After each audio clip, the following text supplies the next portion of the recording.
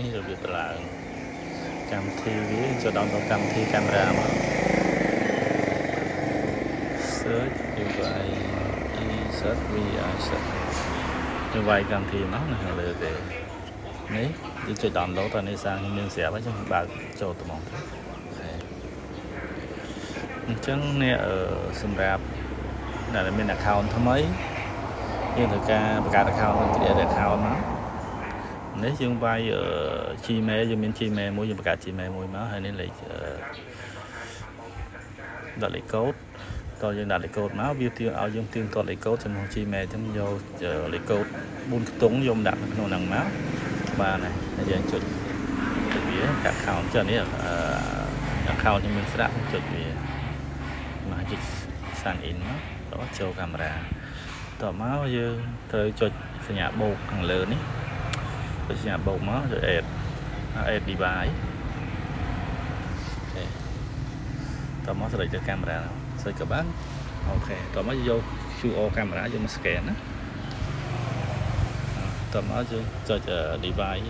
is power on ចុច next ទៀត start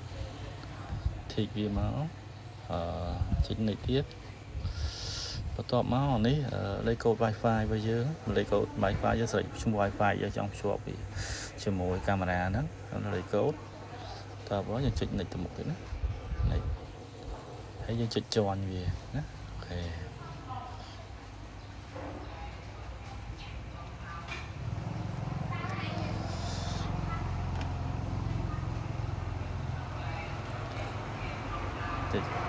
ជាប់ហើយ Connecting to Wi-Fi. Please wait. បើយើង connect ទៅវាលោតសេកនៅក្នុងកាមេរ៉ាចឹង Wi-Fi connected. យើងចុច next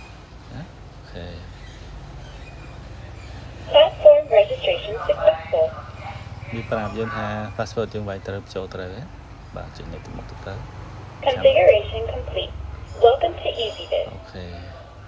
តបមកកន្លែង audio opt in នេះយើងចុចបើកវាមកហើយនេះជាកាមេរ៉ានេះវារូបជីផ្សាយបើសិនជាយើងចង់កាប់វាចាប់នៅលើជី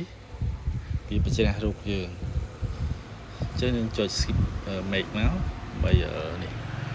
ចុចអានេះដើម្បីយើងកាប់រូបភាពតែយើងចង់កាប់ទៅយើងមកចុចទៅណាចង់កាប់ចុចអានេះ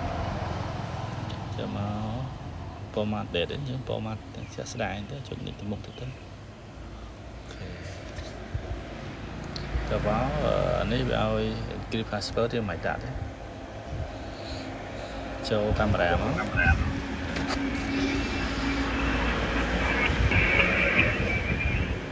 តបមកយើងទៅចុចចូលកន្លែង setting ខាងលើនេះដើម្បីចូល format memory មូក្នុងស្ដាប់ដៃយើងចុចយកវា record list ចុចមួយមកយើង refresh មួយចុចកន្លែង storage មកហើយតមកយើងចុចពាក្យ initialize មកកន្លែងយើង format memory គឺសម្រាប់វាអូខេទៅចាំវា load complete 100% សិន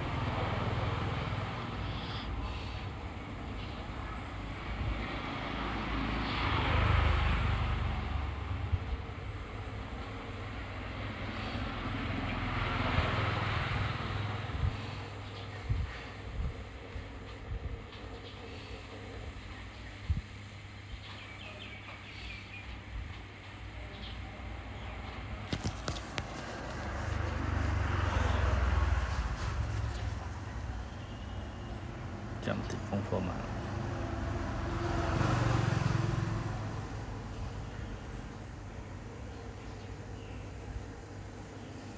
យូរតិច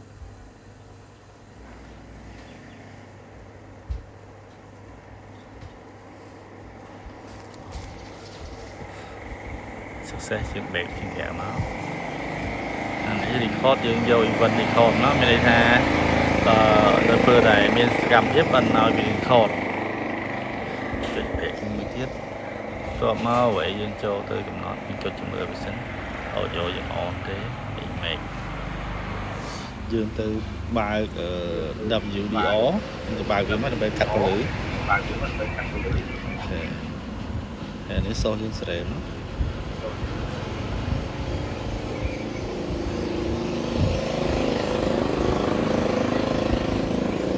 SD យើងបើកវាហើយអានេះ logo remark នេះយើងបិទចោលទៅហើយយើងបែកចេញមកក្រៅវិញ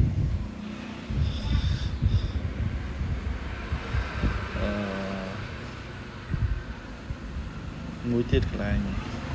primary setting ណាយើងត្រូវបិទវីដេអូគ្លីបចោលអានេះវា load ទៅផ្ទៀងផ្ទាត់ជាមួយ Gmail យើងវាយលេខកូដដែលវាផ្សេងទៅ Gmail នោះមកនេះវាផ្សេងឲ្យហើយ 46 66 46 86យើងបិទអញ្ចឹងយើងបិទនេះចោលនៅពេលដែលទូរស័ព្ទផ្សេងទៀតចង់ connect វាយើងគ្រាន់តែវាយ account Gmail password បើយើងបង្កើតក្នុងកម្មវិធីទៅវាលូតចូលអូតូហើយអញ្ចឹងយើងចាំបាច់ពេញនៃកូដភាសាទៀតទេតបមកកន្លែងនេះដែលយើងចង់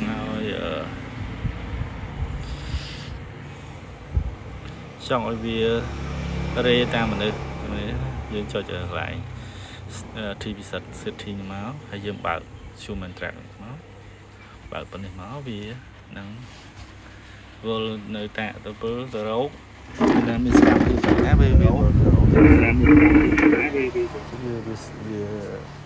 បើអូតូហើយបើយើងចង់បត់វាវិញចូលឲ្យនឹងមកពីសិតយើងអបវាវិញណាបាទប៉ុណ្ណឹងវាបត់ទៅ